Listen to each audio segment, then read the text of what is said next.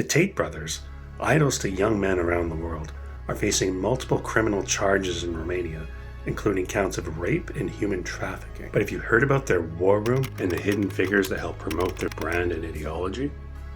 Andrew Tate once described his war room as the greatest thing on the planet, bar none. To have the privilege of joining this network, you, first of all, need to be a man, and secondly, you need to pay $8,000. Some of these chat groups reportedly cost additional money to join, with suggestions of up to $4,000 for access. These three men may appear in War Room promotional content, but they use aliases and try to keep their real identities hidden.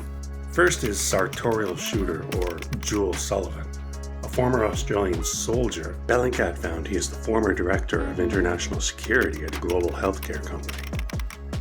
In August 2022, Vice News visited a War Room event. In the film, Sullivan suggested that it was appropriate for Tate to use terms like "my woman," and added that men, at certain levels, can provide for multiple women at the same time.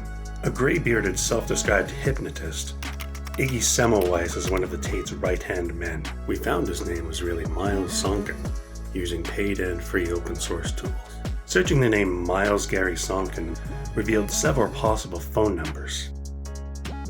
One of these numbers was attached to a WhatsApp account with a profile picture of a man strongly resembling Semmelweis. In 2019, Sonkin tweeted an endorsement of one of Andrew Tate's webcam courses, stating that women exist as assets to be upgraded by men. Bellingcat also found evidence of a third identity. Sonkin tagged an anonymous user on Twitter with the handle First Priest Wudan. Sonkin claimed that he'd been my right-hand man since the earliest days of the War Room, making possible much of whatever little I have been able to accomplish. First Priest Wudan appears to have military experience, specifically a pilot, and claims to be an Antarctic ice certified instructor. It was similar to something we'd seen on a different website, a fundraising site for an electric motorbike manufacturer. There was somebody named Jonathan Bowe, a retired USAF major who served as C-17A evaluator pilot, Antarctic ice landing instructor, and Air Force 2 instructor pilot during his 13 years of service. Bowe is described on the archive page as someone who supervises logistics and event planning for Tate Limited, putting on private events worldwide. On one of Tate's old Twitter accounts is a photo tagging First Priest Wudan in a photo of a man who strongly resembles Jonathan Bowe.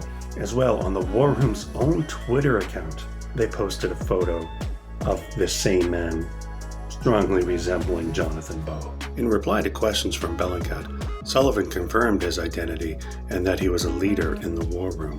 He described the War Room as a very positive and supportive community that focuses on all areas of life, from fitness to business to nutrition, and that he was proud of the work the War Room does in supporting men to be the best version of themselves. Sonkin and Bowe did not respond to multiple requests for comment.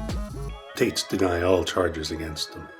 These are just three of the men in the shadows propping up Andrew Tate.